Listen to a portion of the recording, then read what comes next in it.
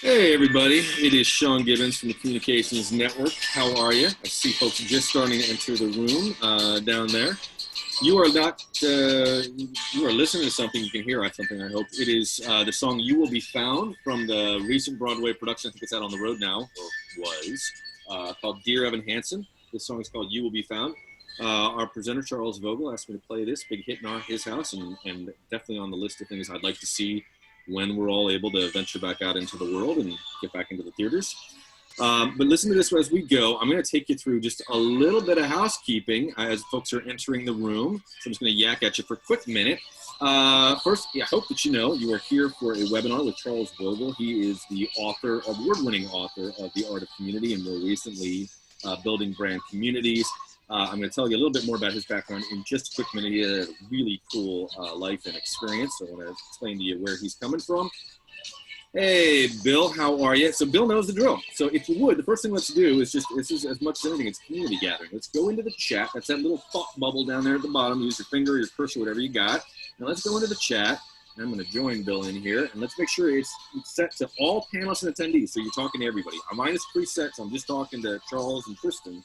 Make sure you're talking to everybody, all panelists and attendees, and just say, hey, it's Sean, type properly.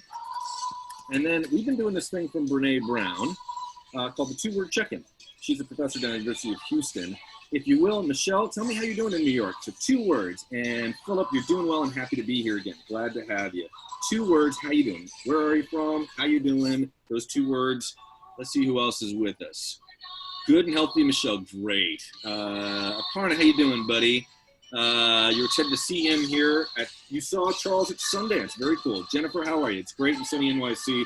You all have been through a lot. I'm glad to hear that you're healthy and well. Jennifer, I'm going to make that assumption. Ari, how are you? Warm and hopeful. Will you send some of that to us? It's cold in DC. I'm wearing a hoodie at the end of May. It's crazy. It's actually like 50 degrees here. It's nuts. Tina, how you doing in Denver? Hello, let's see here. All's well in New Mexico. Glad to hear it. Juan, how you doing? Well and excited. And Ellen says, don't call on me, Charles. Oh boy, Charles, you got to call on Ellen. You have to it, my friend. There's tinny music in the background. Yeah, Megan, I am playing you the song. What is it called again? You Will Be Found from the musical Dear Evan Hansen. But I'll start to turn that down a little bit for you if it's getting to be a distraction. It's a short number. It'll be over in just a quick minute. But as we're gathering in the room, again, if you're just coming in now, go ahead. And the music doesn't work, Marianne. I'm sorry. All right, well, it's over. So now you just got me. Marianne, tell me how you're doing. Everybody else, as you're coming in the room, your name, where you're coming in from, and then 2 words, that idea that we borrowed from Professor Brene Brown. 2-word check-in. How you doing? Rio in Colorado. Spring is green here. Oh, yeah, I can imagine. And I hear y'all had a lot of snow, so I am jealous. Who else we got? Connie, how are you? Healthy and very warm. Where are you, Connie? In Denver. Oh, good. I know you guys sometimes get snow this time of year, so I'm glad to hear that. Cold and wet in Chicago, Marianne. All right. Sunny and healthy in Florida. Tristan was telling me he's down there in Orlando. It was 93. All right, a couple things I want to tell you as we're all entering the room. Just keep a couple pieces of housekeeping. Tristan Mahabir is running the slide deck. Our colleague, Carrie Klein, is both in the chat. We'll be sharing links as you need them. She is also making notes. So when this is all over, we're recording it. We will give you the recording and we will give you the notes that Carrie has made. And we're not only taking notes in that Google Doc, as we always do. Our colleague, Sarah Ferris, is sheltering in place at her place down in DC. She is making live notes on Twitter. So if you go to the hashtag ComNetLive, that's COMNETLIVE, you can follow along with her if you're one of those folks who can manage 2 screens at the same time. Bless you. All right, Mr. T, if you would take it forward. A couple things I want to just share with you. Number 1, thank you. So this is the Clarence B. Jones Impact Award. The deadline for nominations was last Friday. We got 17 amazing submissions from folks all over the globe. The next step is there's actually 2 pieces. We have a wonderful group of judges that'll have a chance to review these. We're going to pick some finalists, probably 4 finalists. We will then bring that to all of you and let you help us make a decision. So we'll ask you what you think. We'll pick a winner, and then that person, we hope, will deliver a case study keynote at ComNet this fall. ComNet is happening. I'll have some news on that, but I'm going to tease you, not just yet. And so just bear with us on that, Mr. T, if you'll take it forward. Network Local, hopefully you all know what this is. In 17 cities around the country, we gather people based on the shared culture, shared zip codes, shared area codes. Most recently, I think San Francisco and Chicago were getting together, but we had all the local leaders together for a call yesterday. And so folks from New York, Miami, Atlanta, Portland, Seattle, Austin, you name it, goes on and on. They're all gathering. Go on to comnetwork.org, where Carrie will put the link in here to hook you up with the locals in your community. And they're gathering virtually so everybody can stay safe, but a great way to get to know people who are working in your backyard that you can partner with, share ideas with, share, frankly, just how you're doing. All right, Mr. Chief, you'll take it on. Lois, you are masked up. That's 2 words. That's good. Heather, you are hopeful and curious. A good way to be. And Vanjie, if I'm pronouncing it properly, welcome from New Mexico. You're not alone. I think there's 2 or 3 people coming in from New Mexico today.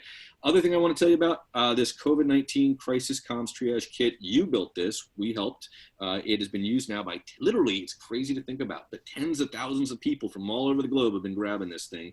And what it is basically our collective distillation of what the CDC calls a crisis communications handbook, with a real focus on how to be most helpful as foundation and nonprofit communicators. And then attached to that is a spreadsheet that shares some of the work that you all have made, with the idea that you're giving it away. Other people can make use of it, swap out some language, and as we're all working really, really quickly, you can avail yourselves of that. And Carrie will put in that link in just a minute. Mr. Chief, you'll go forward. Circles, last thing I'm going to talk to you about, which is this brand new program. I've been in your ear about this for quite a while, but the idea is pretty simple. We're going to help you gather folks as the network has swelled and grown. We're over 2,500 folks around the globe now. We're going to shrink it again as we try to at ComNet and through the locals. Circles is going to be about connecting you to that needle in the haystack, the people that work on your issue. So if you're working on ocean conservation or social justice or public health or whatever that issue might be, we're going to connect you to communicators at other organizations who are focused on that as well, so y'all can compare notes, share ideas, perhaps partner up from time to time.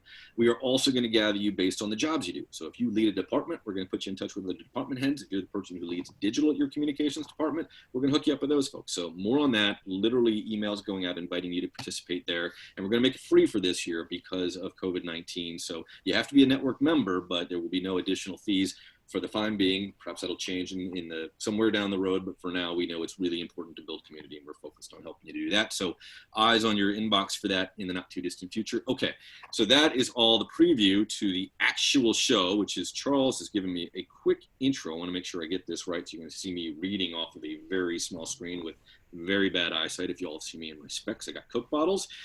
This is Charles's background, and I can testify before all of this, he's just a super cool, lovely human being. It's incredibly kind and cool for him to be gathering with all of us and sharing what he's learned along the way. Now let me just read to you.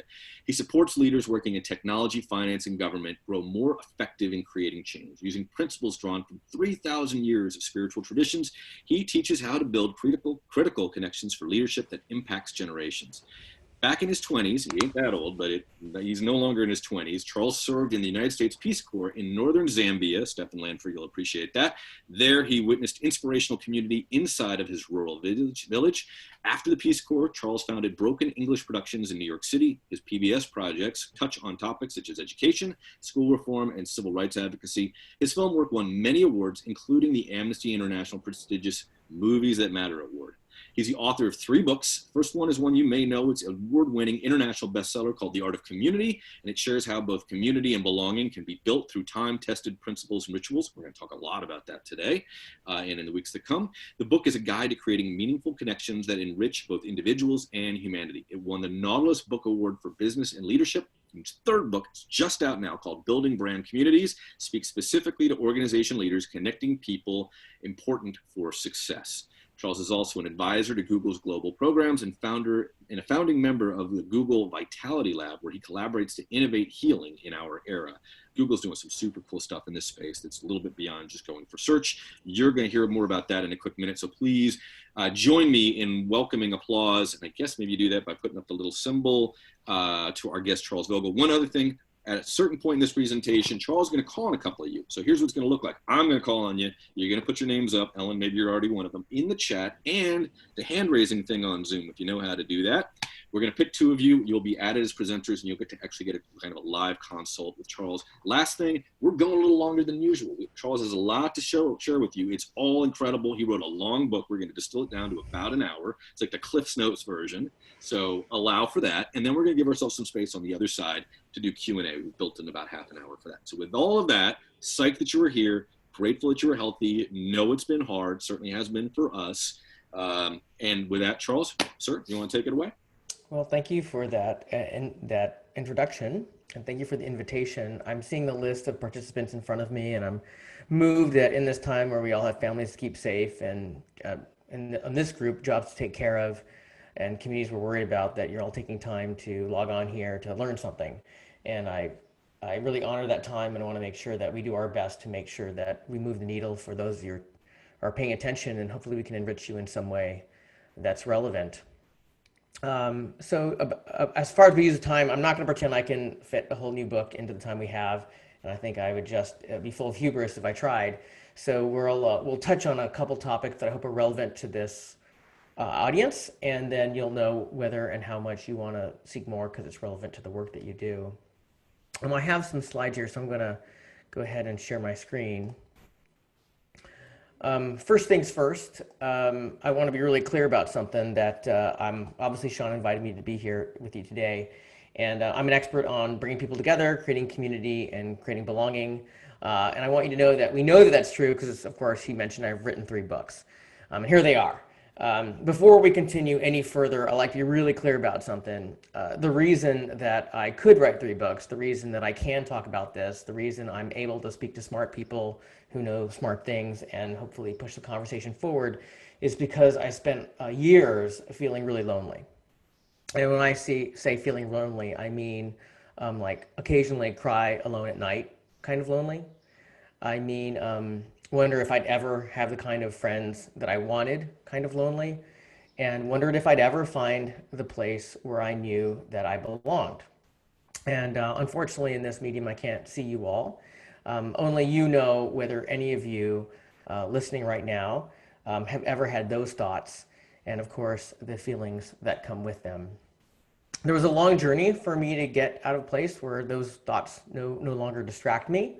And that involved a lot of mentors, a lot of travel, a lot of experiments that didn't go so hot. But in time, I got to a place where now I know how to be connected with the people important to me, and I know how to be supportive with the people who are already connected. So part of that journey was I went to graduate school in my 30s and to study religion, philosophy, and ethics. And while I was there, amongst the things that I was able to study were religious traditions.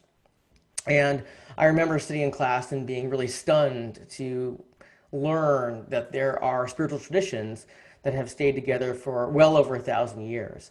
And they're able to stick together even through existential threats in such a way that on that day, and even right now with you, I can leave this room and find the descendants of those traditions still sticking together, supporting one another.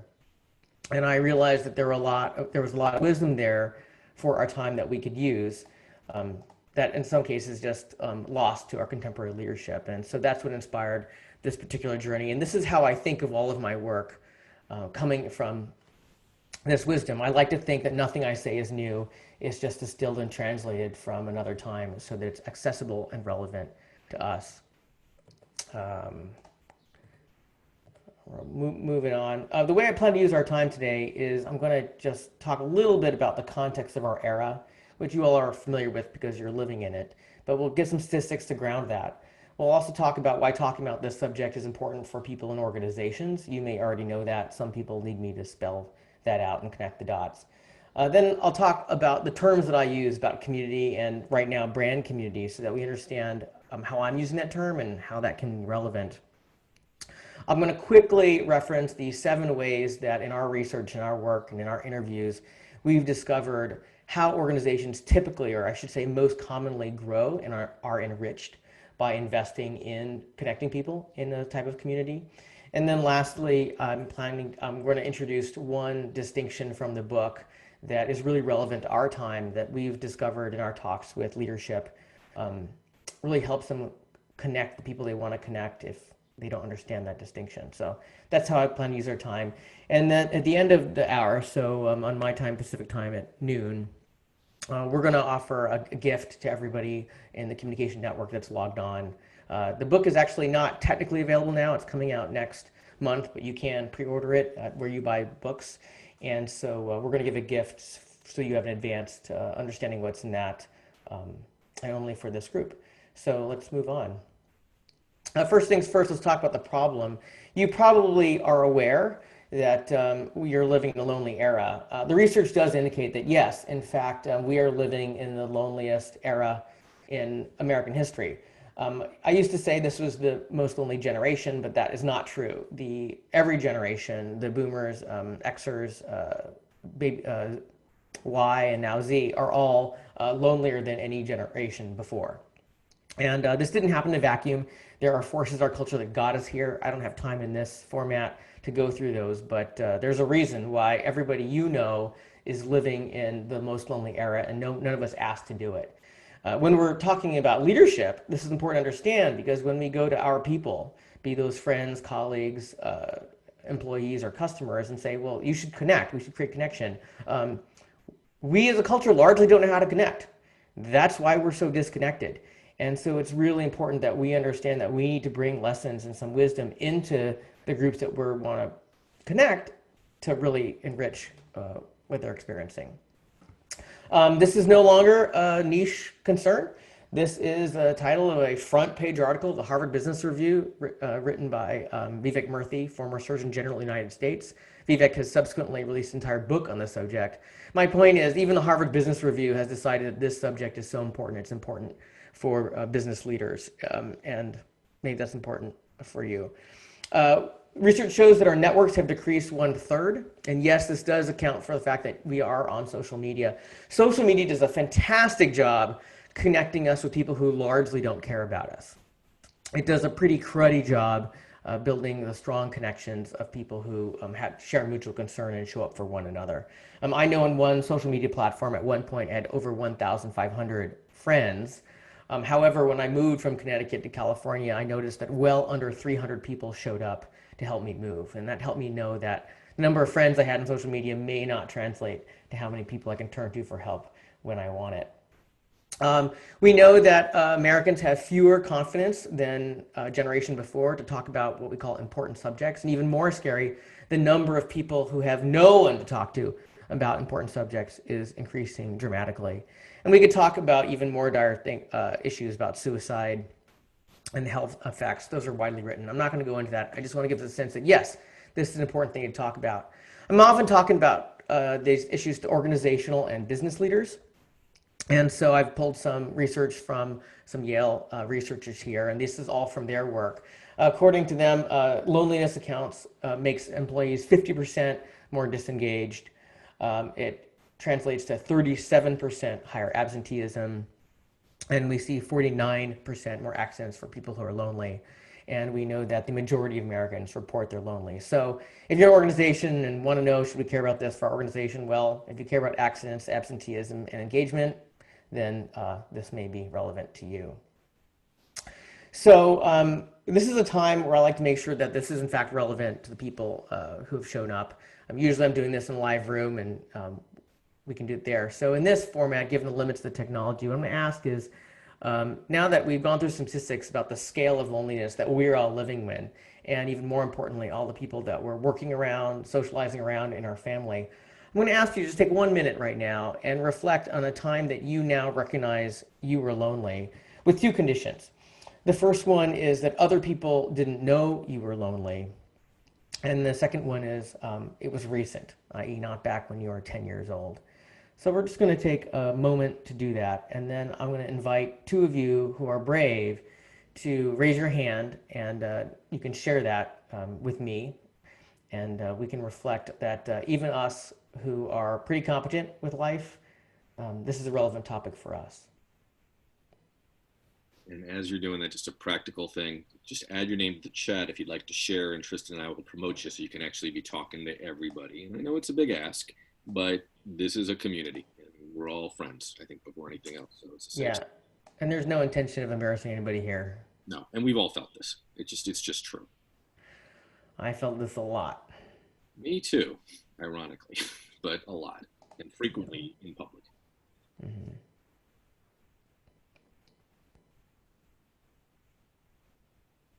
Hi, it's Aparna. Hey, Parna. Good to hear Hi. from you. Yeah, A new context. I know exactly. I know neither of us was working in civic engagement when we last saw each other.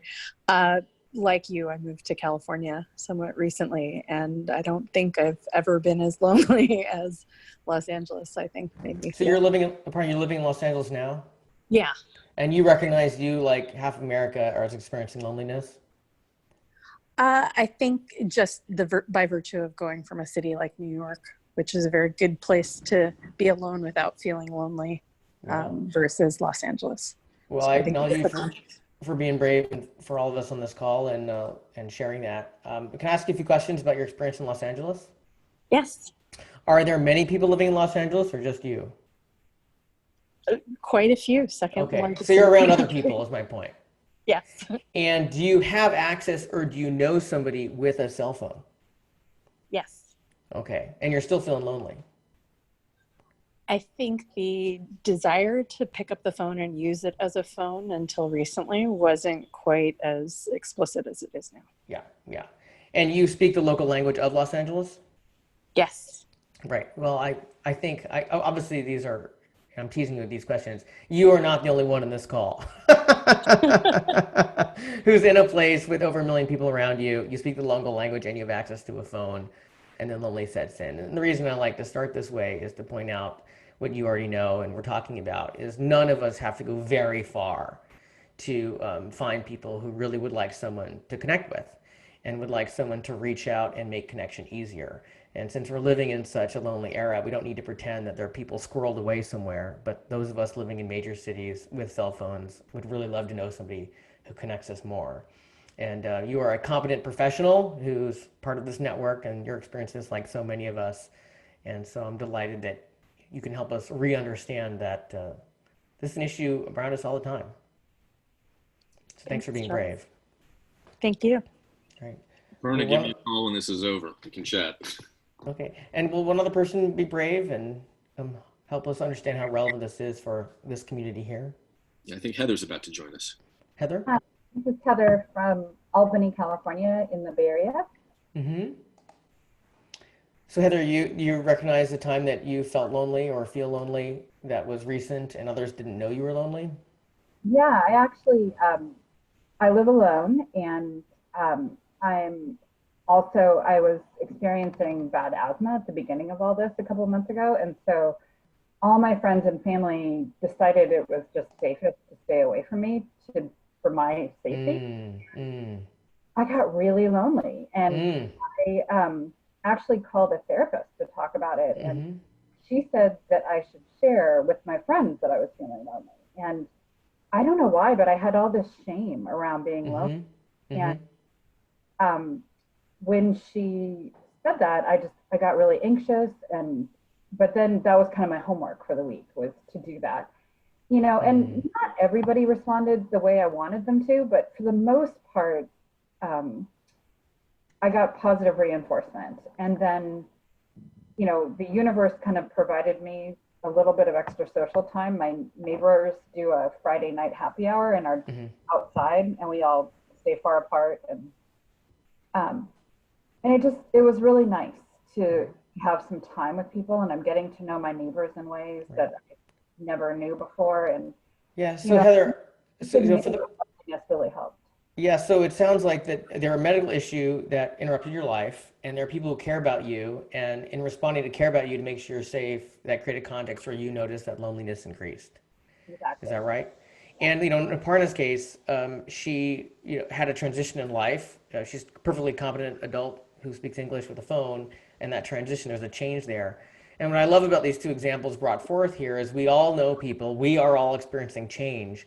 And people on the outside think, well, look, those competent people who can function themselves and handle what they can handle. In your case, your friends are keeping you safe. We're wrestling with the loneliness in real time. And the whole point of this section of our time together is to recognize, yes, this is right here in front of us. We don't have to go very far. And the people around us who look like, this includes us, we're fine all the time, might really like somebody to really invest in connecting us in new ways. So thank you for being really brave. It's really wonderful when I know we can be real about the subject instead of pretending it's some academic idea somewhere else. Thanks. Great. So I'm going to go back to the slides here, and we'll talk about my work, or rather introduce it. So I talk about community, and all I mean when I talk about community is a group of people who share mutual concern for one another. Before starting this webinar, Sean and I talked about the network here, and Sean talked so much about how he cares about, and it sounds like the membership cares about, that the network is not simply a list of emails of people who want information about professional enrichment, that there's a real investment, and these circle groups are part of it, of making sure that members connect with one another. And when you leave those conversations or in those meetings or those events, in fact, there are people who care about the welfare of one another. And that's what we talk about. I talk to a number of organizations that say they want community or say they have a community, and what they have is a group of people. Groups are not bad. I'm a member of a lot of groups. I just want to be clear that when we talk about leadership in community, we're not talking about building a bigger group. We can recognize a community because of this mutual concern. And I almost exclusively work with people in leadership roles, formal or informal, growing communities. And all we're talking about in this work is how do we invest to grow those relationships of mutual concern. My newest book is called Building Brand Communities. For the purposes of the pedagogy, all we need my brand is an organization that promises value. And by intention, this is really broad: professional, nonprofit, social, faith, political, any organizations bring people together, not even bringing together, that promises value as a brand. And when we combine that with a community, we're talking about the people who care about one another connected with that organization. And all of the brand communities I'm talking about always do two things.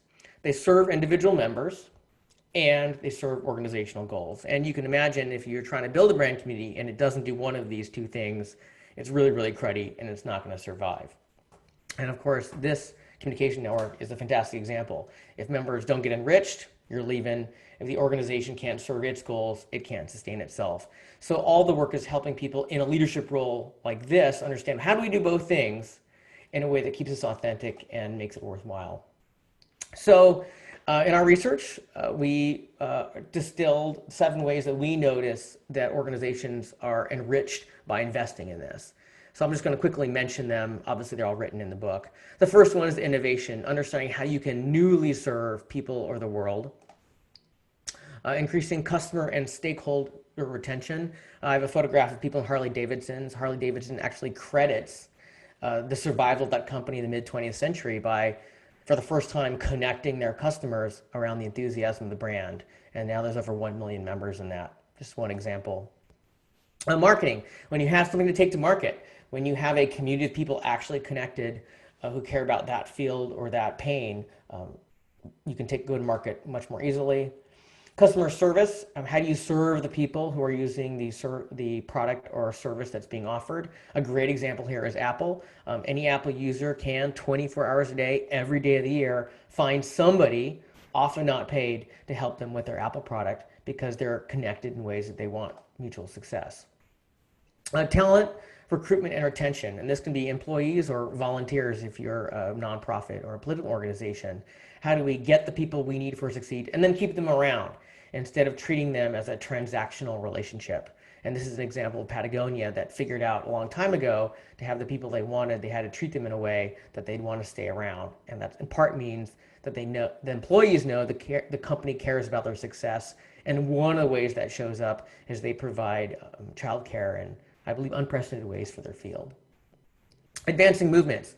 All of us on this call who've been part of movements knows they never happen by yourself. You got to bring people together. They come together around shared values and purpose. If we can't connect people for the long haul, we can't make movements successful. And so we can understand how community does that to keep them together for the long haul. And lastly, there are several brands that in fact are the community forum. Actually, the communication network is one of them. Its intention is to be good at bringing people together. If leadership doesn't know how to do that, that goes really lousy for the brand.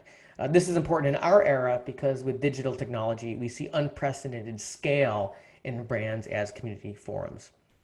Obviously, there have been camps and schools and professional organizations for over a century, but not at the scale we're seeing today. So in the time that we have now, I want to introduce one idea that I have found is missing in a lot of the efforts in this COVID era to bring people together. And I have this slide here about crisis of belonging because many of us are capable of connecting and maybe even have access to people who are connecting. But we don't feel connected, and we're struggling to do it in this era. Said differently, we have a bunch of people all together not connecting, and for the purposes of the pedagogy, we call that a crisis of belonging. All elements are there to have it happen, but it's not happening. And there's one distinction that I find is missing as we are trying to do this in this era, and this is what we call the Campfire Principle. All we mean by the Campfire Principle is in order to create the connections we want, we need to be in a space like a campfire. And what I mean by that is that a campfire is different than standing in an arena.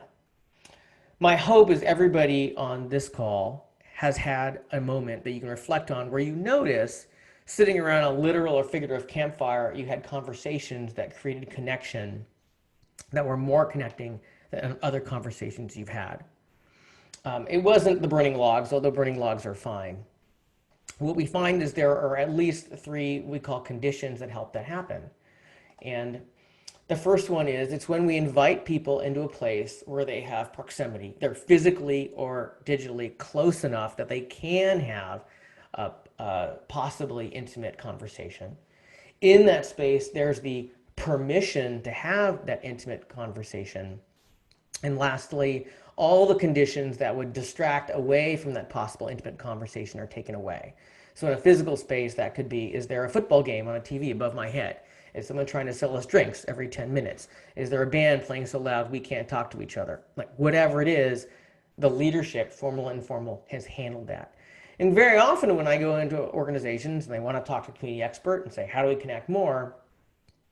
We can then just look, well, how many opportunities are you giving your people to participate in a campfire experience? I'm working with a very prominent tech company you've heard of, and I was talking to somebody, an executive there in charge of a 100-person project that are important to the company's future, and in an era of COVID, they're trying to connect them better. And she explained to me what they were doing with their Zoom calls, and it turns out that none of their Zoom calls had any less than 12 people on it, and very often more. Well, we can look at the what I call time math on that. If we have 12 people on a call in an hour, and we assume that there's a 5-minute technical difficulty at the front and a 5-minute closeout in the back, and so we have 15 minutes late, dividing by that 12, we have, well, far less than 10 minutes per person sharing equitably. None of us feel connected to other people sharing for less than 10 minutes in an hour on a call with people. And other research shows that it takes longer to create connected relationships online than it does in person. That's not bad, it's just a different context.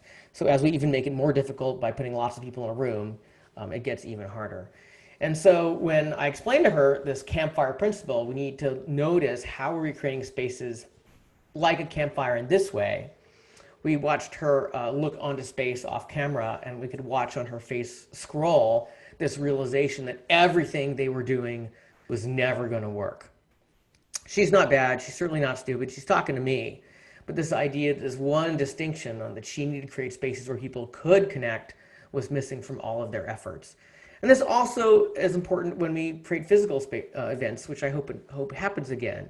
We can notice when we're only offering what we call main stage events, where people are asked to talk to an expert, in this case, me on a Zoom call, or someone on stage, and they don't even have the permission to connect. And we see leaders just shrug their shoulders and say, gee, we've had all these events, we've had lots of people in the room, and we're just not seeing the connection, or people are complaining they're not connecting. Yeah, because you're not giving them permission, you're not giving them the space and the time to create connections that you aspire to. All right, so in the time that we have left, I'm going to ask that we just take one moment, and now that we've distinguished the campfire principle, that you notice campfire experiences that you had, perhaps even at an arena event. It could have been a conference, it could have been a concert, it could have been at a offsite retreat, and you left feeling more connected to some people, and notice where you now recognize, wow, it was the walk to the event, or the ride in the car, or the dinner at the small table where there were only 4 to 6 of us, that actually made the greater event more connecting. And you may not have recognized that before. And in as much as we have time, if you raise your hand, you can share where you recognize a larger event that had campfire experiences using the campfire principle is what gave you access to the connection with that group that you wanted. Maybe one way to get after that is if everybody would take just a quick minute and you have something that you can reflect on, throw it into the chat, and Tristan will take the time to promote a couple of you. So if you put something in the chat, recognize you may get called on, but we would love to hear what that looked like for you. And again, that's the campfire experience. Using breakout rooms for Zoom, says Shelley. And if you have questions more about this, I'm introducing this idea very briefly in our time in this format. I'm happy to speak more nuanced about this. Oh, Shelley, I think is suggesting that we use breakout rooms to allow people to talk to one another. We could do that. Charles, you want to call an audible and let everybody break into small groups? Yeah, absolutely. We can do that. So let's, my clock says 11:35. So so we'll take 8 minutes to do that. And then can you put people in rooms of 3?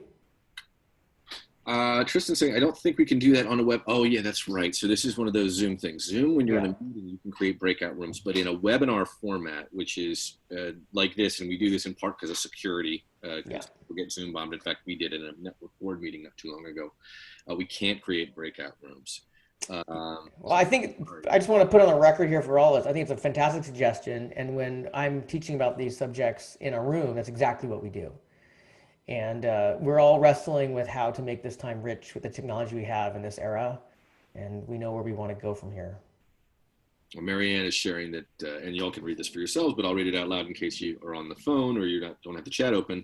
And she's talking about at a staff retreat, we were instructed to sit at tables of 4 and make a point not to sit with people that you sat with at a previous meal. Really help generate real conversations with people we don't usually or did not usually talk to. That is a great example of forcing you to connect with folks. And you always learn something when you're sitting down and people. It's always awkward for the first couple of minutes, but inevitably you find something to connect with, right? Yeah, I think that's a great example. And for those of you who have tuned in here so that we can learn how to do this better, this is one of those conventions of gathering people that makes me crazy. This assumption that bigger tables are better. And all of us who've sat at big tables know you can at best talk to at best 6 people around you, and that's a real stretch. And when you're doing so, you're competing with all the loud conversations around you. And I'll just share that I'm part of the Google Vitalia Lab. That's about 100 people that Google thinks is important for their future. And one of the aspirations of that investment is to connect us in ways that we can collaborate. And so at our first event on campus, they took this to heart. And instead of big, giant tables where dozens of people were sitting, they broke us up into tables no bigger than 6.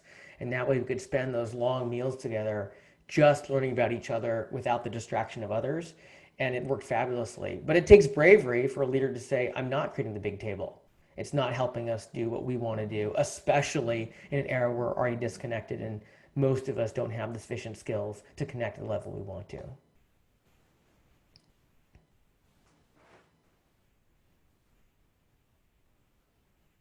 We can unmute folks, Sean, so there can be a conversation. Well, Diana's got one where she says, when I worked at a consulting startup, we didn't see these offered at a conference we were going to, so we made a call on social media to build them.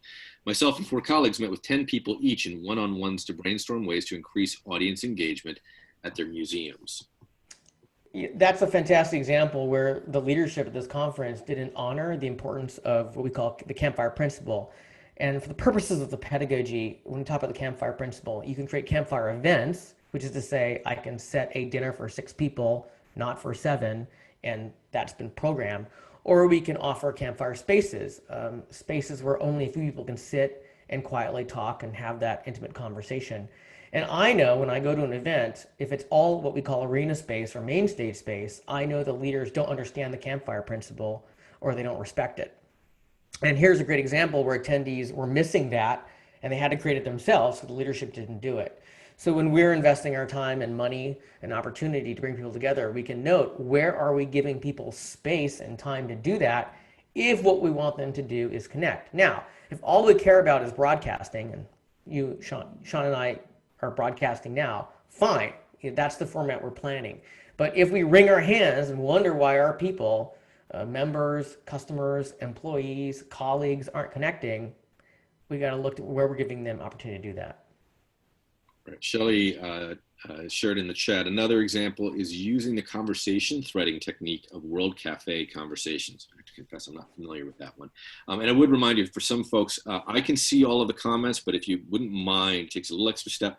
Make sure you're writing to all panelists and attendees, and that way everybody can see what you're contributing in the chat, please. And Shelley, if you could speak to a little bit more, I don't know what that conversation threading technique is in World Cafe conversations. You could type that in there, and other folks.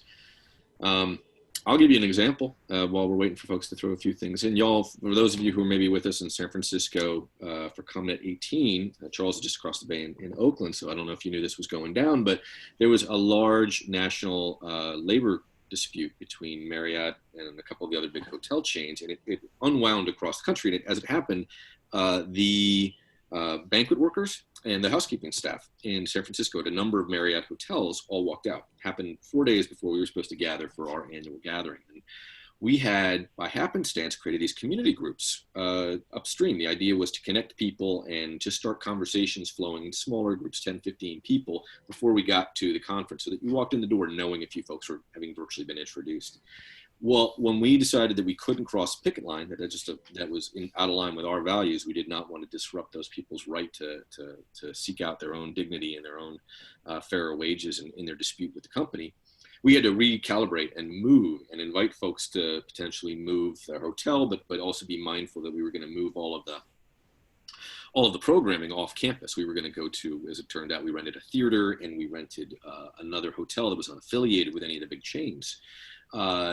And in order to get the word out, it was holiday weekend. And this was crazy. So we sent broadcast messages out. I sent out some messages. We got Cecile Richards, who was one of our keynotes, to send out a message. But the thing that got through the most, or at least this is the impression that we got from a lot of folks, was the community group leaders who picked up the emails over the weekend, forwarded them along. Or in many cases, they got in touch with us and just shared the news with those 8 or 10 or 12 people. And there were conversations. And people started helping each other find rooms to stay in, to adjust, to pledge to each other, yeah, I'll see you there. Let's figure this out. It was really lovely to see, and it happened because we shrank, not because we were big. So just a good example, I think, of that Campfire Principle in action. Yeah, and Sean, you actually here in the chat, y'all can see as well as I was yakking at you. Yeah, you actually referred to another principle that we discuss in the work, which is the segmenting principle. I'm contacted quite a bit about organizations that want to go big. They want to fill an arena, and CrossFit and Salesforce are just 2 brands. For example, Twitch are brands that in fact do fill arenas, and they want to, how do I go big? And you always get to big from small. And you were giving us an example of that, where you were able to fill a large event, but you did that by investing in making sure members were connected in small groups. And when your members show up, or when CrossFitters show up to a big event, they're not there for the big event. They're there to connect with their group. And we can use any noun. We use the term segment for the purposes of pedagogy. But this idea that if I go to a big CrossFit event, I'm there for my team from my gym. And we need to understand that in a leadership role, that we need to make sure then our people have their group to join to make sure that's a connected event. And you did that intuitively to make sure that you were in small groups. And of course, you were able to weather, a real threat to the event. One is making the observation, they were happy to comment too. You know what I think is really cool? Those groups didn't didn't sequester themselves. What was really cool was someone always, partly it was just a cross-pollination of people, maybe even coming with people from their community, from their organization, but there was this beautiful cross-pollination where people would say, oh, you've got to go meet so-and-so. And so it just gave people that permission to make introductions, or the thing you talk about a lot is making invitations. And Shelley is saying this is the small world network theory. Humans have a limited capacity to authentically or deeply connect with about 120 or 170 people. I know, Charles, you've looked at that in your work as well. Well, it's good for those of us who are working in big organizations or reaching out to a lot of people to recognize that it's not infinite. That at the end of the day, we have anybody in our organization, even senior leaders, have a limited capacity, and not pretend that somehow just more is always going to be better. I see so much of that folly when I'm out in the world. Yeah, I think you could even ask people just in the last couple of months as we've all retreated a little bit. It's wonderful if you look in your phone how many names you might have. How many did you actually pick up the phone and call? Just because I think the information overload and the emotional toll of being invested in other people and in each other. Yeah. Well, to go along with this one distinction we're offering today here, the Campfire Principle, we can connect that with the distinction we call invitation. You know, we're living in an era where I've noticed many people want to skip the invitation part. And when I'm brought in organizations and they want to be successful, what they are saying in very different words, but it's all the same meaning. They say, Charles, what is the magic email that we can send that once we send it, all of our people, our members, our parents, our students, our donors are going to feel connected? And I always, in my mind, laugh, because if that email existed, they would have it and they'd be using it. And at the beginning of any real connection in our organizations, it always starts with the same thing. It always starts with an invitation. And I can't believe how many people want to skip the invitation. And so when the conversation says, well, how do we connect these people, Charles? Parents in our school. We want the parents to be more connected. Well, I don't know, because I don't know what's going on. I don't know why parents maybe want to stay away or stay away from each other. I don't know. But I can ask this question, well, what are you inviting them to? And very often the answer is, in October, we send out a mass email inviting them to our gala in November. Well, a couple things. One is, that's one invitation. It's not really an invitation, it's an announcement. Announcements aren't bad, but let's just be really clear. It's not an invitation. And second of all, a gala is not a campfire. A gala is an arena event. There's nothing wrong with that, and galas can do fantastic things. But if what you want is parents to be connected, not send them an invitation, send them an announcement, and then inviting them to an arena event, not a campfire event, shouldn't surprise anybody that months later you're talking to a guy to find out how do we connect people because they're not connected. So where we can start is we can look in our leadership roles. What invitations are we sending to what campfire events? And if the answer to that is none or not many to none or not many, then that's certainly a place we can start connecting people in ways they're not yet. Yeah, we're getting a lot of things in the chat. Again, I would just remind folks, please make sure you're sharing that, not just with all panelists, but with everybody. So make sure as you're writing, you tag, in the to form, it should say all panelists and attendees so that everybody can see what you're writing there. While you continue to do that, Charles, shall we step forward a little bit? Step forward. Well, this time we can go deeper into the subject, but the time here was really to offer nuance and dialogue with members. I see that we haven't unmuted anybody, so we're just reading chats, but I'm happy to go deeper about. I want to make sure this is relevant to members who've tuned in, and so we've time budgeted this that we can speak to that and make sure this is relevant. So Michelle shares, and this is again, I'm sorry, everybody, this is a function of Zoom webinar tech. We can't break you into breakouts and move you into smaller groups. And if we unmute you, there's 140 of us here, and that could get loud pretty quickly. But if you raise your hand, you want to talk, we can promote you. So maybe that's the offer. If you'd like to join us and be part of this conversation and share not only in the chat, but what you've done, people raise up their hands and I can unmute them individually, says Tristan. So if you know how to raise your hand in this, I have to confess that's a little beyond my ability, but there's a function that you can raise your hand. Or in the chat, we can unmute you if you volunteer to do that. Michelle shares, anytime I've attended or produced an event, the most meaningful conversations have taken place in the more intimate breakouts. And my guess is, Michelle, those are both the formal ones, but also those informal things where you're wandering out after something that's sort of an arena event and you find yourself in a conversation, someone pulls you in or you invite a few people in and you start reflecting on what you heard. It's also where you learn the most, I think. Right? It's one thing to hear something, it's something else to hear. That's the beauty of a diverse group, is you hear other people's perspective into their experience. Well, speaking to that, Sean, when I talk about this principle in life, what I find is people have very curious ideas about the best way to bring people together. And I heard one person say, talk about the political divide and polarization. The best way that we can get together is to drink beer, and we just need to share beers together. And this is coming from a gentleman from North Carolina. And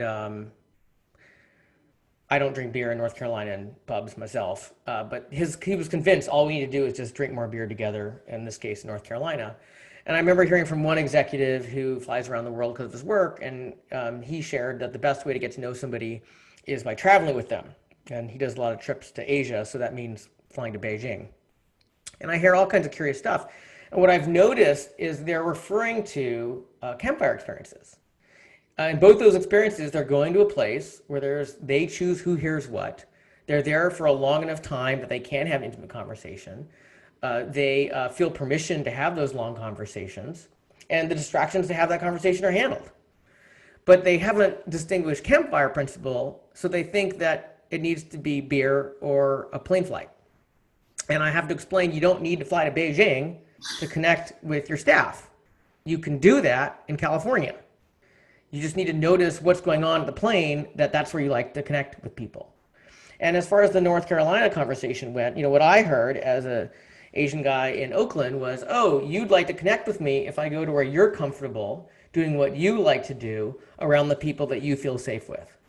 And if I go there and do that with those people, then you're confident we'll connect. He didn't hear it that way. And what I heard as someone who thinks a lot about how we bring people to connect is he had missed the part where we just needed a space where we both felt safe, where we both provided the time, where we both could choose who's hearing what, and we could modulate how much vulnerability we wanted to share. It had nothing to do with beer. But because he hadn't separated Campfire Principle from beer, as the Oakland guy listening to him, I thought, wow, you have no idea what's going to be an interesting and welcoming opportunity for me to connect with you, because what you really want me to do is sit in a pub that you like, with people you like, doing what you like, and I like to do none of that. So neutrality, is it a neutral space, or is it a more of an empathetic gesture to understand if I really want to connect with you can't do it on my turf? It's sort of the sports principle of the Well, this gets more nuanced.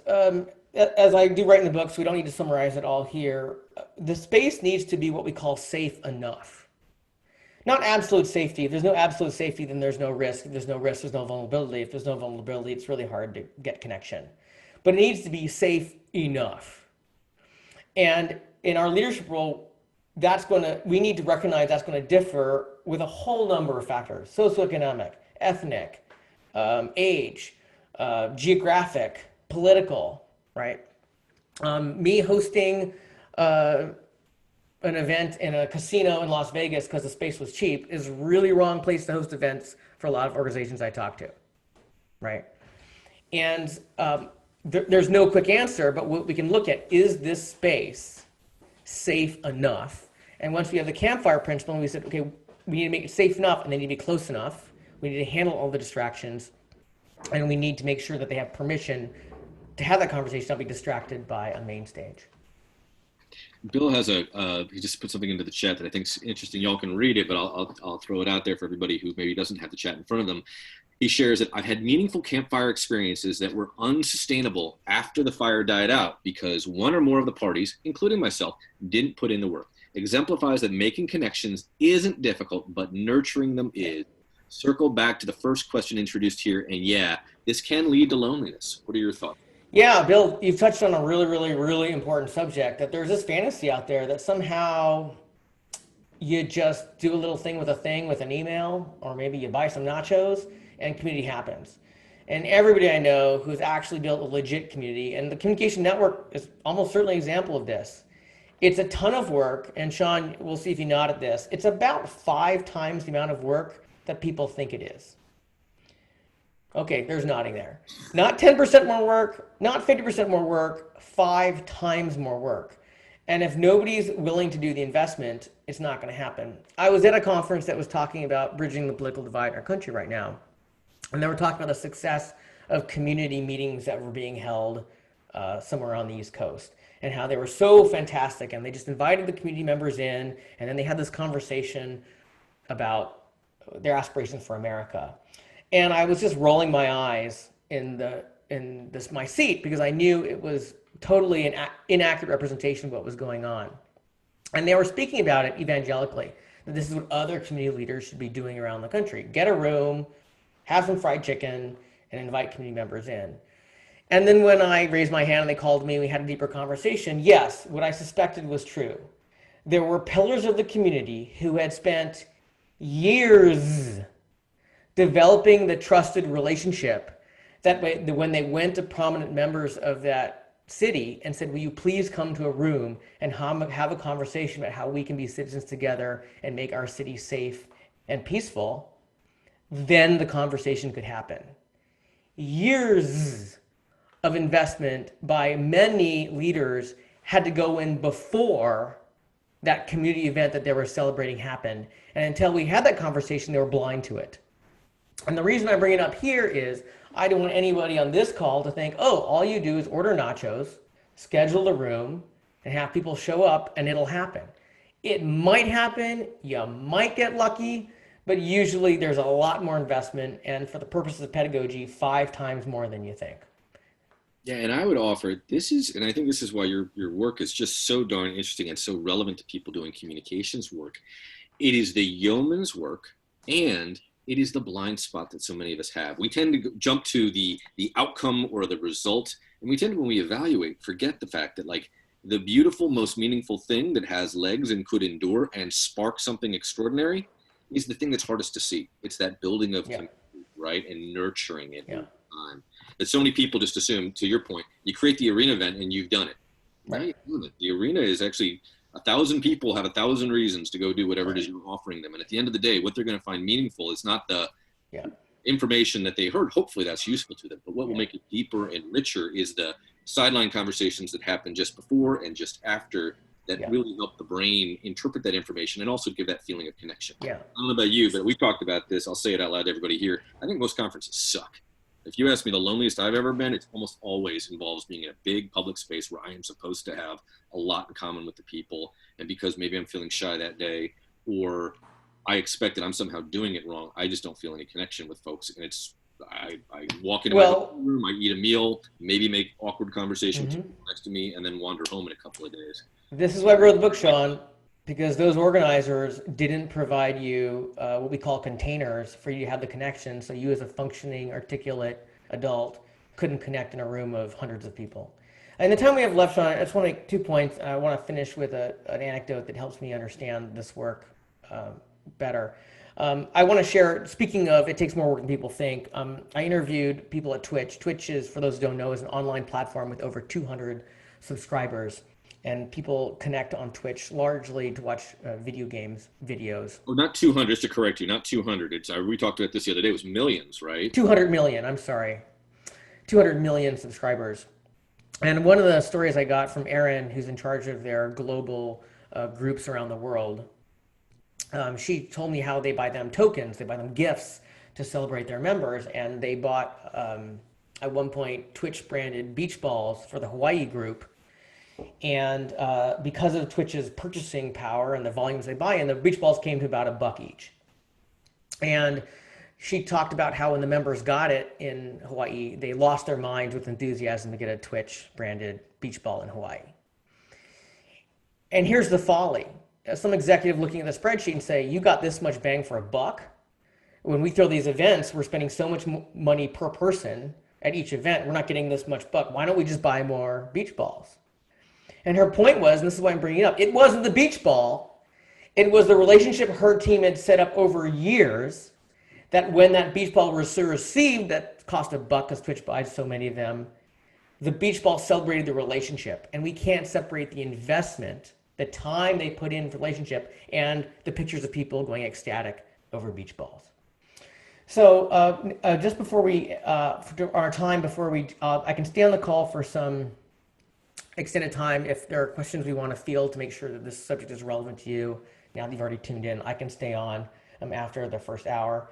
And also we have a gift for everybody on the call. After this closing story, we'll go ahead and offer that in the chat. So this photograph, who I'm bringing in right now, is a picture of Dai-Sun Chang, who was my grandfather. And he was born in 1917 in Honolulu, Hawaii. And he lost his father when he was a young teenager when my great-grandfather died of electrocution while he was working as an electrician in Honolulu, Hawaii. And because Dai-sun had 2 brothers and a sister and a mom, he dropped out of school to support the family. And the way he did that was he started selling newspapers to the sailor boys in Pearl Harbor. I wasn't there, but I imagine that when he was doing that, he may have heard more than one racial epithet while he was doing that. He sold so many papers that he hustled so hard to sell those papers that the newspaper actually wanted to cut his pay. And so he left that job and he went to trade school to become an electrician to get the very job that killed his father. Eventually he met Betty Tom, who became Betty Chang, my grandmother, and they got married. My grandfather, being an uneducated kid, couldn't afford his own home, so he had to live in her home, and he saved his money until he could get a home. But he couldn't afford a house, and he couldn't afford land on a paved street, so he bought a piece of dirt outside of Honolulu on an unpaved street, which in Honolulu means mud. He bought mud next to a mud street. And then on the weekends and at night, he and his 2 brothers went and they built a house on that piece of mud. My grandmother would say years later that she knew every nail in the house because she handed him to my father so he could pound it in with his right hand. Eventually, they had 3 daughters and living in that 2-bedroom house that he built. And my grandmother would share a story about how they did their family budget in an era before online banking. And she said that they would put a row of mason jars on the kitchen table. And they would put money from Gung Gung's pay in every jar. One was for the house mortgage, one was for fixing the car, and the last jar was for the groceries, because my grandmother knew whatever was left for that jar, she could stretch it to feed the family for 1 more week.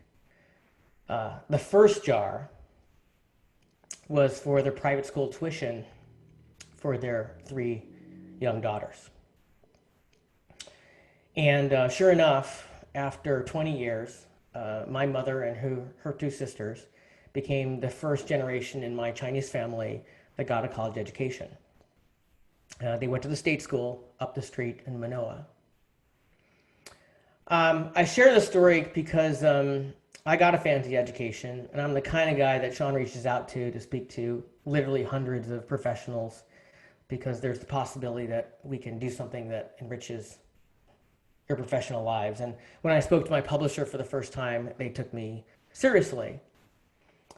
And I know that all of this is true because of that first jar.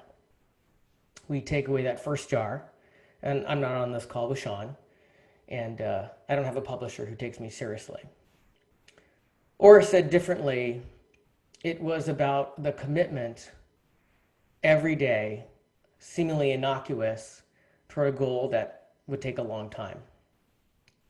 And I like to close with a story because as I talk to people working in big organizations, often with a big reach, working in the loneliest era that anybody we know has ever heard of, there's a lot of aspiration for quick fixes. There's a lot of aspirations, as I said, for the magic email that's going to bring people together in ways that enrich them quickly.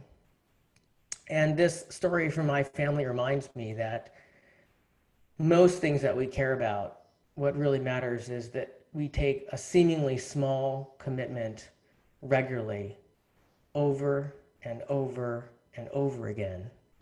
And it's that long-term commitment, maybe over 20 years, that actually makes a difference. And if we do it, we can actually not predict how much change it'll make in a single generation. So that's what I wanted to share with you. That reminds me how we need to approach this work. These are 3 books there that go far more in deep than we'll be able to talk here. And then the gift we want to make to you, because the book is not available for a few weeks left, for this particular group, we want to offer an advanced download of the entire book to the Communication Network. So Tristan's going to put a secret download link into the chat and then a password. And if you go to that link and you use that password, you can get, believe it or not, the entire book in its from the first page to the last page for you. And I'm offering it for very simple reasons. We're in a crisis time, and I was told that you are all leaders trying to make a difference. And if this work helps you move your organizations, people you're touching in some way, because we're giving it to you early before you can buy it, God bless you and Godspeed. And we're just going to trust that if it's valuable to you, you'll get a copy as necessary. And if it is valuable to you and enriches your professional life or personal life, you'll tell others and they'll get it as well. So that's our commitment to you. And you can reach me if there's another way that you think that'd be helpful. And that's our time today. My clock says that we're just afternoon Pacific time. I can spend some time here to make sure we answer questions so this is relevant and pertinent to what you're doing and not just another author trying to look self-important. It's a beautiful story, and I wish your grandmother was around so we could all say thank you, because what she and your grandfather did was extraordinary. I will share, and maybe this is a gift to you, there is a beautiful exercise that the network board has been through, and I think I can probably find the link. Maybe Carrie can scare it up and share it with all of us. There was a poem someone wrote, and then they sort of turned it into a Mad Lib, and it's called Where I'm From. And we used this at a board meeting, goodness, must have been about a year and a half, 2 years ago, and we handed everybody a sheet. It asks, almost like a Mad Lib, it fills in a few things, and it asks you questions like the childhood, how's your family described in 2 adjectives, right? Name something from your childhood home that means meaningful to you. And if you stitch it all together, if you fill it in like any Mad Lib, as you read it, it reveals this extraordinary picture of people. And so, Carrie, if you can find Where I'm From, there's a virtual version of it that you can get and you can fill it in. But it's a wonderful way. And what I found really extraordinary was having worked with the network board, which is just an amazing group of people, like all the folks on this meeting right now, this Zoom. I didn't know a lot about them. And that it really helped me to recognize that somebody was from the family that was known for being loud on their block, where the mom's pasta sauce was the thing that she was famous for. And the things that we all conjure up, we are all the stories we tell ourselves. And so as communicators, we have a really particularly sacred job, which is we tell stories about the work that we do and why it matters. And almost all of us do work that involves changing the world, to take what we have, the status quo, whether that's the loneliest time we live in, and finding ways to build deeper connections and build a better tomorrow for people that, like your grandmother, they may not meet for quite a while. Very, very important work, and community is at the center of all communications. There's a reason why the root of those words are so intertwined that they are, you can't distinguish them. They are the same thing. You do not listen to, and maybe one of the lessons, we shared this in the reminder today, that everyone needs to know is one of the things I think we all look for when we go to social media is we're looking for community. But what we know we can find there is that we listen to, we hear, and we see the people we trust the most. Even if, there's 4 people on your social feed that you actually know and trust, those are the folks you tend to listen to the most. So community is really critical if you're in the business of communications and you want to get out of the business of just broadcasting or announcing. And that's where change comes from. In the poem, Carrie has just put it in there. So please, by all means, take advantage of it. But Charles, on behalf of everybody who's putting these notes into the chat, thank you very much. And with that, why don't we go ahead for the folks who are with us, and we still have about 100 people. If you see the QA, it's the 2 double word clouds. If you toss some questions in there, and then we can vote for each other's questions. So we'll make sure we get to the questions that are most relevant, since Charles is being generous, and he lives with a little person in his house. So I'm mindful his time is especially precious. If you have questions, let's put them in there, and we will get to as many as we can, and you can vote for the ones just to make sure we get to the ones that are most relevant and most salient. And the gift I will give to you is if any of you are feeling lonely, shoot me an email. You have my phone number. Give me a call. I am happy to chat. We're all going through this, whether that's because of COVID or whether you have a question professionally. I may not be the person with the perfect answer, but I am certainly willing to listen. And if I can be helpful and put you in touch with somebody who can or can in any way be helpful, that's my honor and my privilege. So please be in touch. Maybe just don't put that up on the internet, because my wife will get pissed if I start getting calls at 2 in the morning. But by all means, please do give me a ring. Questions, anybody in the Q&A box? Yeah, and if there's a hand raiser and we can have dialogue about this, that's also true. Often the most rich way. And I know that, golly, as you said, there's almost 100 people on this call. There's a lot of important work going on, and we're all working with people who are in disconnected times. So I'm delighted to look at something that someone's challenging, and hopefully the dialogue will be enriching to everyone listening. Yeah, so go ahead. If you know how to, I'm afraid my Zoom abilities have not included raising of the hand thing. I'm sure it's easy enough to do, but I'm just a dum-dum. But if you all know how to do it, raise your hand, and Tristan will add you in so you can chat directly with Charles. And apologies for the limitations of the technology, or maybe it's just my skill. Raise your hand, let us know. That's Tristan saying, if you'd like to be unmuted. just raise your hand and he will get to you. Charles, why is it, so the one thing we didn't really talk about was you have a deep background in social activism, and community is required, right? We live in a democracy, or at least I hope we do still. It requires more than one of us to do something to change the world, doesn't it? And it's that old line. It doesn't require a huge group of people. It just requires a committed group of people. That's all that's ever changed the world. What is it that you learned in your experience in doing social movement work that led you to think about community as sort of almost the skeleton key, or the secret ingredient to getting to success? And yeah, well, the quick answer is ineffectiveness and burnout is what led me here. And everybody on this call who is involved in any kind of social activism knows that there's many things that we need to be good at and understand. There's never one. This is just an important thing that we need to be wise in. So the through line in all my work, which had to do with human rights and education reform and workers' rights and then genocide education, was bringing people together around shared values and purpose to make a difference. And I was really ineffective as a Peace Corps volunteer in Africa, where there was real danger there from people I was with, and sometimes for me. And I thought I was really ineffective about bringing justice and safety where I was working on it.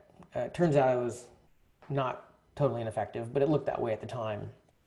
And I was in my 20s, and I was working really hard, and I was really exhausted, and there's a lot of pain involved. And I came back from Peace Corps, burned out and cynical. And it took quite some time for healing, but when I finally got to a place where I was willing to reinvest in something else, what I had to confront was I was using a Superman strategy where I was trying to be the most brilliant, the most hardworking, the most committed person I could be, thinking that would get what I wanted. And while that's not bad, what I needed to get good at was inviting other people with shared values and purpose to work together toward a shared purpose. And if I never got good at that, then I'd probably never be good at making the difference I wanted to make. And it was that difficult journey in learning how to do that, in all of these works I've done, that was what I think of as the crucible that formed me. So I was a labor organizer in New York City, bringing together restaurant workers in a system that is largely the Wild West, because at the time there was very little, some would say no, enforcement of worker abuse. And many workers were undocumented, and they were afraid of retaliation of really rich companies with lots and lots of lawyers, and they didn't understand the legal system. And getting people to stand together and use their voice and stand up to rich, powerful forces they don't understand is really, really tough. And the only way they do that is they know that somebody's got their back, and somebody cares about their welfare, and somebody's going to show up when they need them. And if they don't know that, then it's never going to work. And if we want them to believe that, we want it to believe it's true. So if we were going to have any success, I had to get better at that. And then I had to teach other people to be better at that. And for people who don't understand that, they think all that time connecting people, not making posters, not showing up at a protest, not giving depositions, not, they think that's a waste of time. And they're saying, no, man, that's the bedrock that all this is going to live on. And if we don't do that, even though it doesn't look like to you we're doing anything, then you don't understand how we're going to get home. And at one point, I write in the book, I attended a phone bank to call other Americans about ensuring that Americans across country get adequate health care. And I showed up, having been invited, and it was at a big office in San Francisco that was donated by a company so that we could use their phones and their desks. And I got there, and this organizer, as soon as we showed up, pointed to a whiteboard with a URL on it and said, okay, go to this URL and start making calls.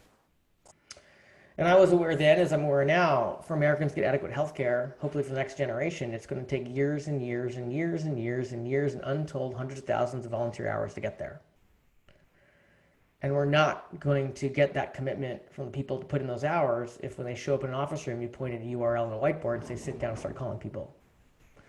It's going to happen when I know when I show up, I'm meeting other people who have shared values and shared purpose, who have scheduled their time on a sunny weekend to sit in a fluorescent lit office to make phone calls to people we don't know to take action on something we think is important.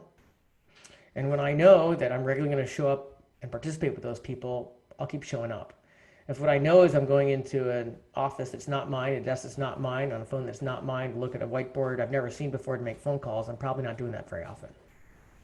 And what was missing there was an understanding of that activist, that organizer, that we needed a community to form for the long haul. And instead what he was going to get was 3 hours of phone calling on a Saturday. That is exactly right. Right? I mean, it requires communities build things. It's just a fact. And we've heard people say that in some ways have gotten twisted, distorted, but communities build things. Communities destroy things too, but they can be incredible forces for good. 2 questions. Let's make sure we make time for them. First one, our friend Madeline did a very kind thing. She pointed out that Michelle asked a question that got kind of pushed down into the chat. And Michelle's question was, we rely so often on social media to build scale or community.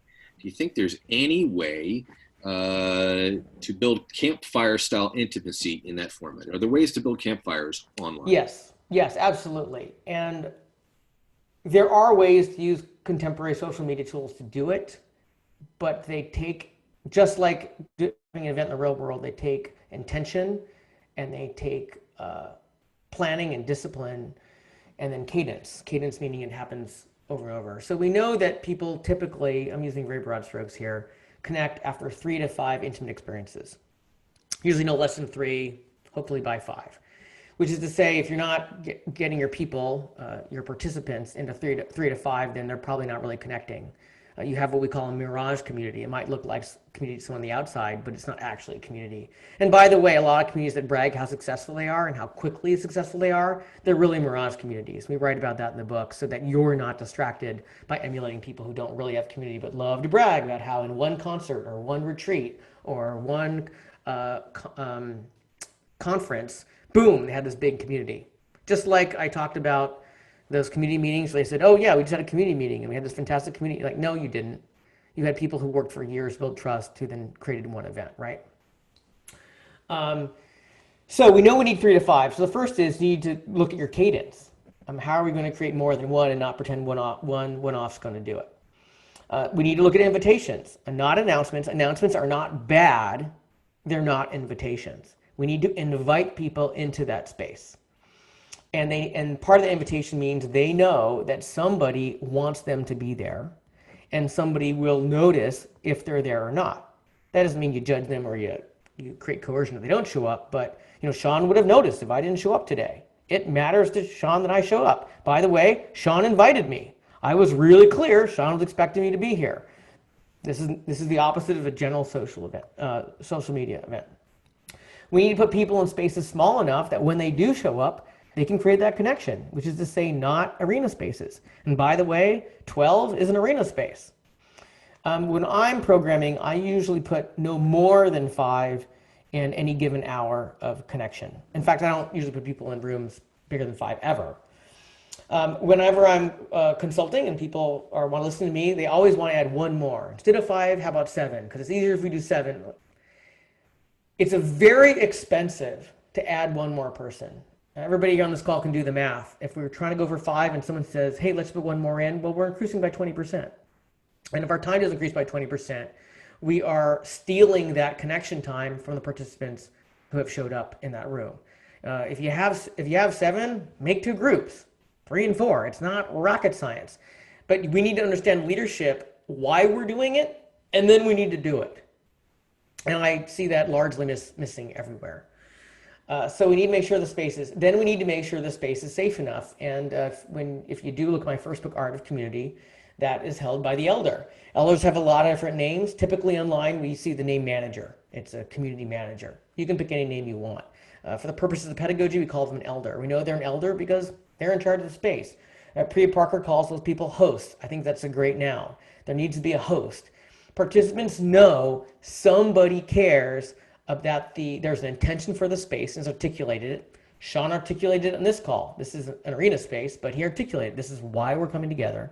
And participants know that someone's going to keep it safe enough. It's just not a free space that people can beat up each other if they're feeling bored. And Sean, you referenced that at the top of this call. You've been hacked. You don't want that to happen. You did what it takes to make sure you don't get hacked. Somebody's on it. So we need to make sure when they get there, they know that someone's on it. And we could go on, but that alone, if you start implementing that in your online space, is going to take you light years from easily 99% of the people who are trying to bring people connection right now online. Okay, so suddenly we have a bunch of questions. I'm going to go to the anonymous person first who says something, and boy, I felt this way too. The question is, any tips for introverts to make new friends? I often struggle at these networking events to break out of my shell. Feel that moment of your lizard brain takes over and just that panic where everybody suddenly feels a little scary. Mm-hmm. I see a call out to Priya Parker's book, The Art of Gathering. I think that's a must read for anybody who's creating events online or offline that are meaningful. It's a perfect companion to everything I write about. She talks about individual events. I'm usually talking about the grand leadership and bringing people together, and you cannot separate the two subjects. So you cannot go wrong reading her work and doing everything she says. About introverts, I want to make sure I'm not speaking in hubris here about how introverts should handle things. I know that in my conversations, introverts typically appreciate it when a space is intimate. And as we've talked on this call now quite a bit, most people when trying to connect want to be more intimate than it is presented by unskilled organizers. So what I want to say out loud here is it's okay. In fact, it's actually aspirational when you go to a big event, be that a conference or a retreat, to notice I'm not here to meet everybody. I'm not here to pretend that I'm going to be connected with everybody here or even half of them by the time I leave. It's okay if I choose, because they're sitting next to you or because you think they're interesting or because they approached you, to choose the few people that you're going to allow yourself to have that intimate conversation and go deep, and consider that experience a success. Yeah, and I would just add, it's not just incumbent upon the introverts to show the bravery, or I'll just allow. One of the reasons I fell in love with my wife was I noticed whenever we went to an event, she scanned the room. She has a much higher emotional intelligence quotient than I do. And if you met Dana, you would know she always looks around the room and she sees who's alone and she beelines towards them. And she's an introvert. So she's feeling the same thing they're feeling, but she is, for whatever reason, maybe it's because she's a New Yorker, but she just makes a point of reaching out to that person and bringing them in. And I think it actually gives her comfort because it gives her a purpose, which is maybe another piece of this, is that she knows her purpose is to go find that person, and it makes her feel good for what it's worth. Shelley has a question. She says, do you have examples of creating asynchronous campfire experiences that mix in-person Zoom gatherings with offline spaces for sharing and reflecting? I know you've done some work with Google. I don't want to call them out, but are there any examples that maybe you've explored with them or with others that look at that, where you're using a little bit of tech and a little bit of in real life? So when we say asynchronous, we just simply mean that they're using more than one format. That we're using online connection and yeah, that's very, very common. And I've spoken now, and over the years I've been doing this work to people who bring together collectively hundreds of millions of people. And all of the online people I've talked to all say, well, that the in-person events are terribly, terribly important, and they always augment the connection online, which is to say this fantasy that somehow you'll create great community online and you don't need to think about it, or it's a waste of time to create offline, is just ridiculous. Twitch, for example, is an entire online brand, and they create huge events called TwitchCons on 2 continents, in addition to the untold dozens of events in time zones around the world. And they're an online brand bringing people together in online communities. Even though they've figured out it's terribly important we do offline. And there's a great example where they're online, boom, it becomes, I'm going to use the term hybrid here because you should be there. So if you're online, do absolutely 100% think about, and then when we can in our era, commit to that offline. And it doesn't mean that everybody comes. It means that there's an opportunity to come. And so in that way, I mean, I can go on. We can talk about Twitch. Twitch is a great example. When they have their Twitch cons, which involve, I believe, over 10,000 people each, they, for example, create intimate spaces, campfire spaces, and they label them. And this way, if there's the Sean group that wants to meet at TwitchCon, Sean can communicate to the Sean group, hey, let's meet at Campfire Space Bumblebee. And not only can we physically find each other, but there are couches set up there and the lighting is set up there, and it's not in the middle of the room where we're competing with everybody else, that the Sean group can find that connection. So that's one strategy, is just make sure that A, you're creating offline spaces, and even if that is a bigger convention, that you've created small spaces there for that group to connect, that they can do that. I'm also working with military, U.S. Special Forces on some stuff. And, you know, I think everybody in this call knows America's been at war for over a generation, and there's a lot of difficulties that come with that for personnel, their families, and people they live with. And we're working on building connections and friendships that could be really rich in the transition to civilian life and even continuing at war.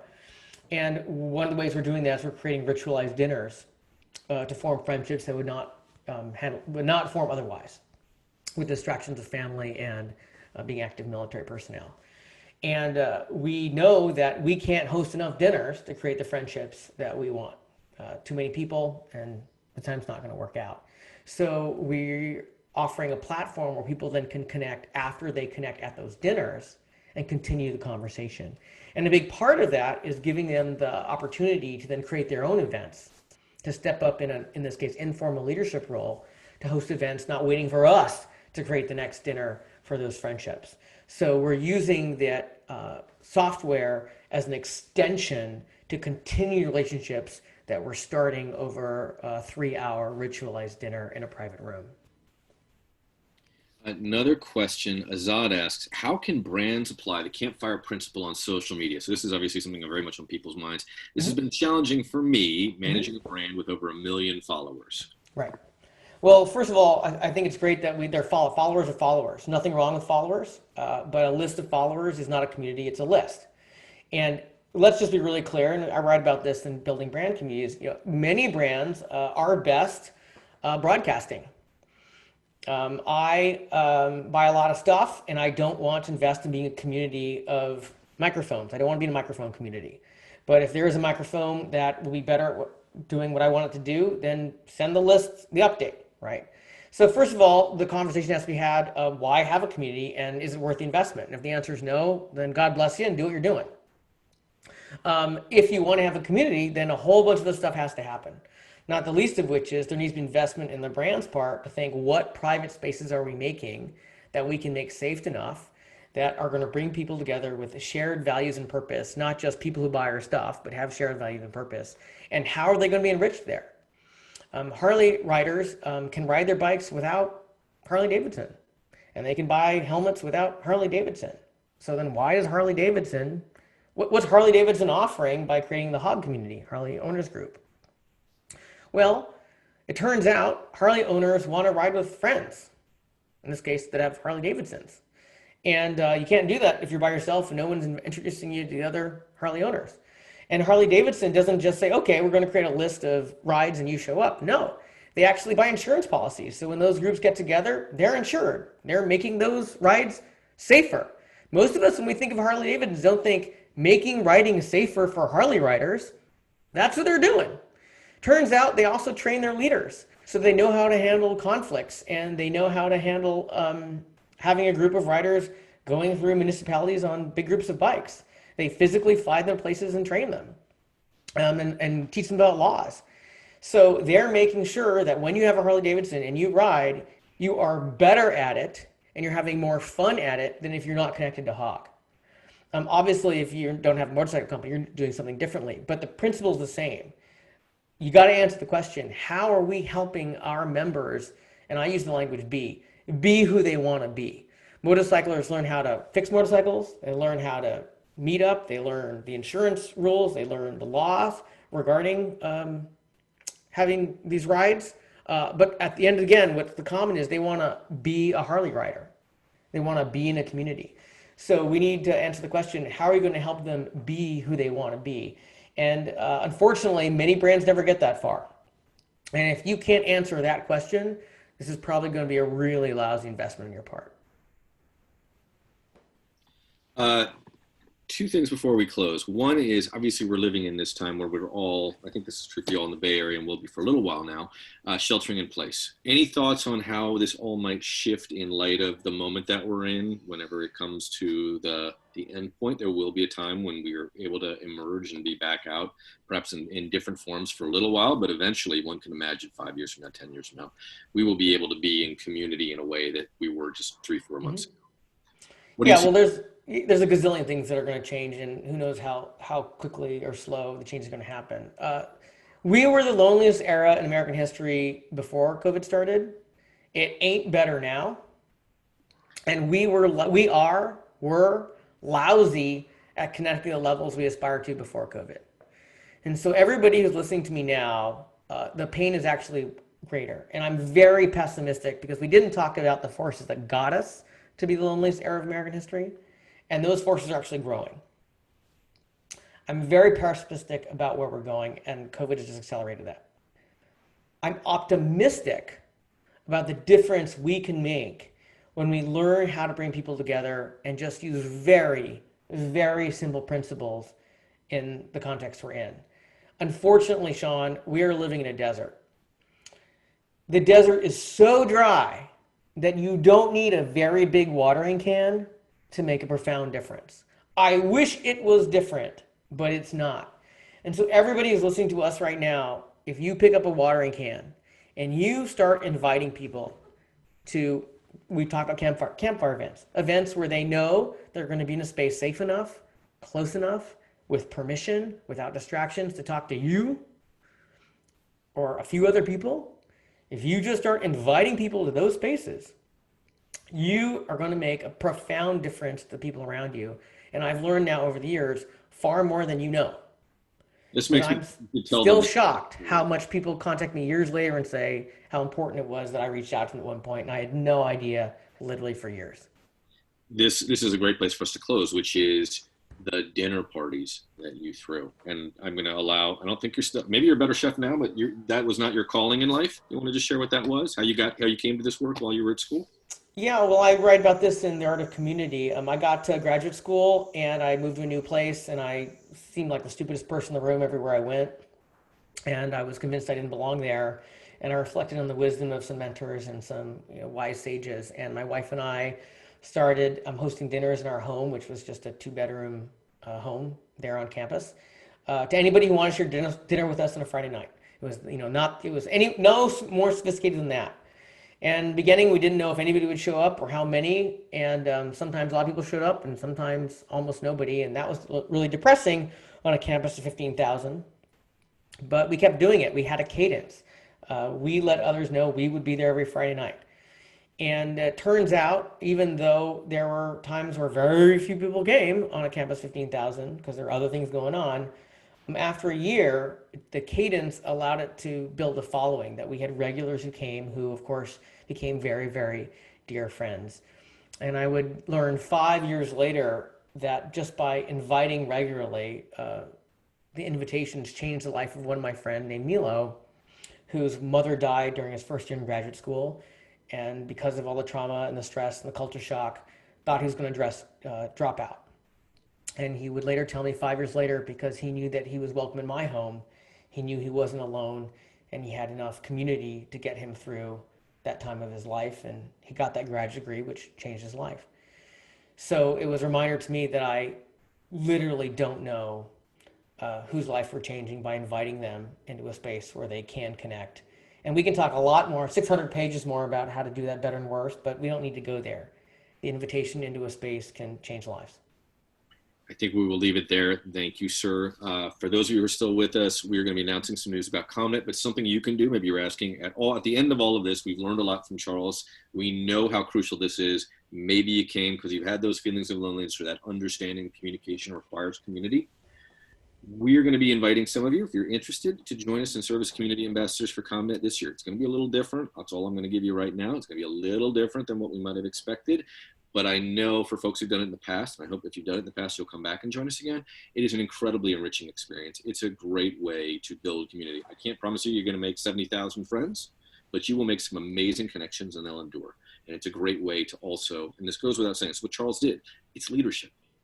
It's not about expecting something. It's just about making that invitation, creating that space. And my guess is you can all do it. So if you'd like to do that, be in touch. You got my email. You got my phone number. feel free to give me a shout. We're always on the other side of that, or you can reach out to Tristan or anybody on the team. We're happy to hear from you. In the meantime, be well. We will be back. And Charles is actually going to be helping us, I believe. I don't want to put him on the spot here, but I believe he's going to be helping us with those community ambassadors. So you're going to see more of him with ComNet as we go forward, but more on all of that soon. And thank you again, sir, for the gift of your time, for the gift of the book. We all get to see it before everybody else, which is pretty darn cool. We will see you all again soon. Be well. Thanks, everyone.